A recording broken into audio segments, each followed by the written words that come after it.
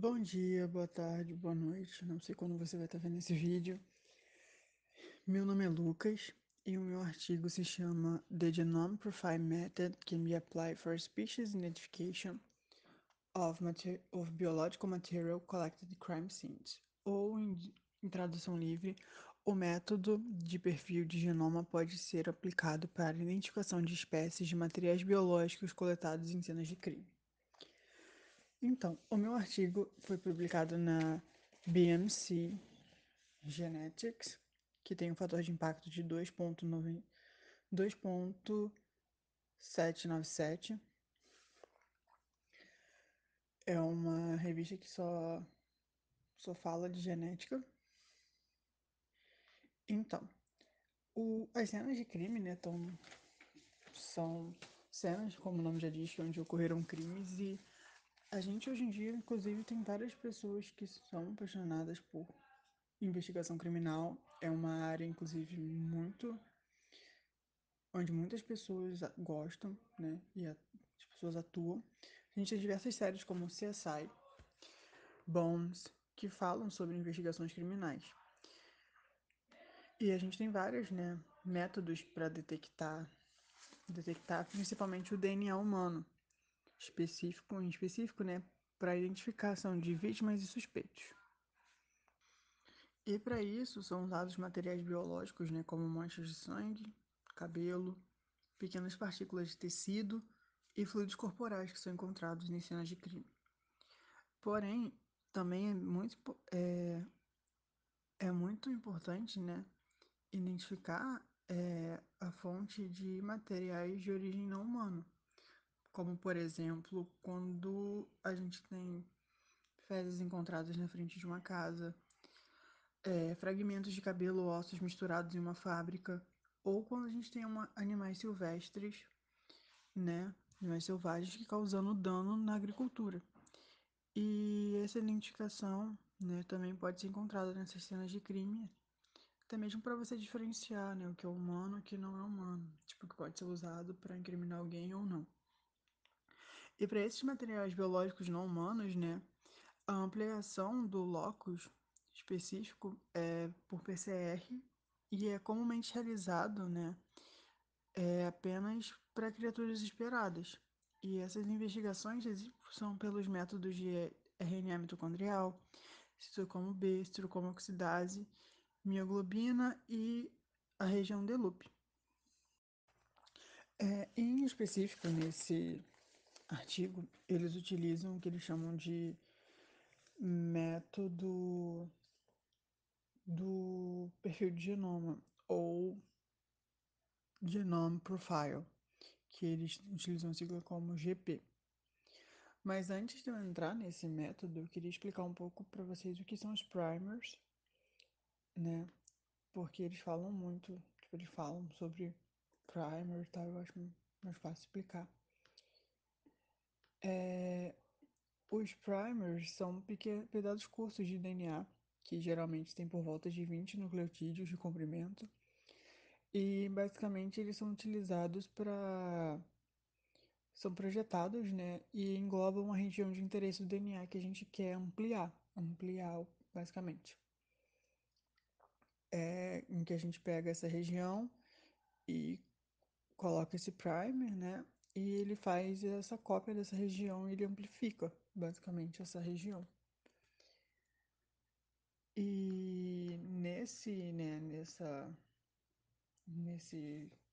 artigo eles usam um método genômico, né, de genome profiling, ou GP, que esse método ele foi desenvolvido por Nishigaki no campo da bioindústria em 1971. E no artigo, né, nesse artigo em si, no método, né, o DNA é ampliado usando primers aleatórios em um gel de eletroforese de temperatura, que eles chamam de TGGE. E dependendo, né, do número de fragmentos ampliados, as temperaturas de fusão do DNA, a gente tem pontos de identificação de espécies, que são chamados de speedos, que são obtidos nesse gel de gradiente de temperatura. E esses speedos também foram passados por um padrão de PASS, que é um padrão de referências, né? E esse PASS é basicamente uma fórmula em que eles passam. E essa fórmula a gente tem basicamente o. A gente tem um resultado, e se esse resultado for zero, é um resultado entre zero e um, sendo um mais próximo, é uma correspondência perfeita, né? Que eles chamam de análise de cluster. Então, basicamente, no artigo eles pegam, né, essas amostras que foram amostras humanas e não humanas. Eles pegaram espécies humanas e 12 amostras que não são humanas e passaram, né, por esses PCRs com primers aleatórios,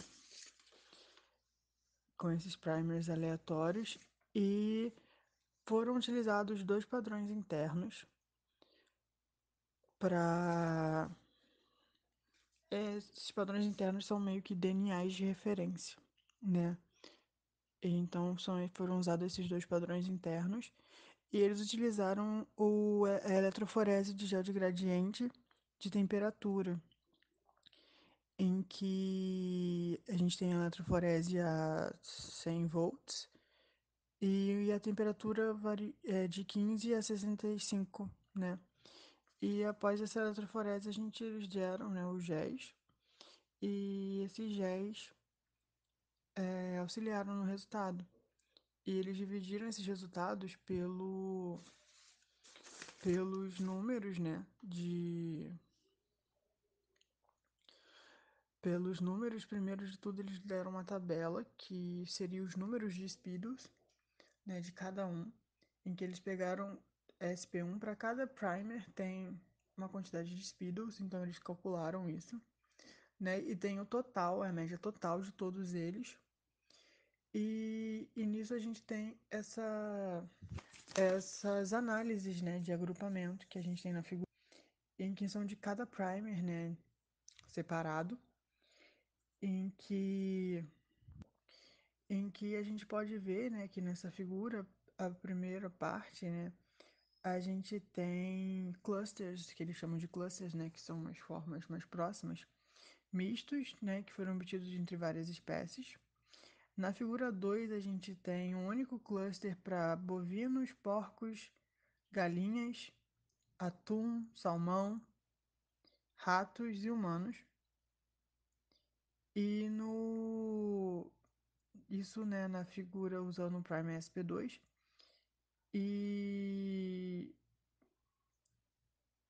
usando, né, o Primer SP3, a gente tem um único cluster para galinha e o alabote japonês. E as outras espécies foram colocadas em clusters mistos. E eles acabaram percebendo que para classificar com maior precisão, eles utilizaram o resultado obtido dos três primers, que é nessa figura 2 aqui, né?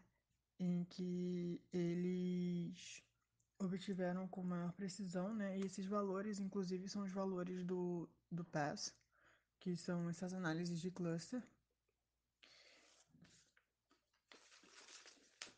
Essa próxima figura é o gel de eletroforese, que, nossa senhora, é essa figura em que a gente tem de um lado o gel de eletroforese e no segundo são as amostras do lado esquerdo que foram corrigidas, né? E esses géis têm amostras de humanos, gatos e um peixe.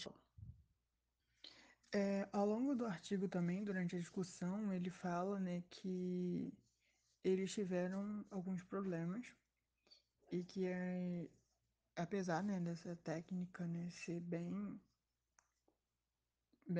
bem assim, ser bem mais barata, né, eles falaram que é difícil aplicar a amostras mistas. E o segundo problema foi que eles dizem que, embora a gente tenha, né, relacionadas a amostras de referência, existam bancos de dados Embora, né, tenha esses bancos de dados internacionais de sequências de DNA, a gente não tem um para imagens do gel de eletroforese. E, portanto, é necessário preparar o DNA para a espécie suspeita uma vez para obter uma melhor comparação. E ele fala, né, que apesar dos problemas, o método pode economizar muito tempo, mão de obra e custo e ser bem eficaz. É isso, galera. Muito obrigado.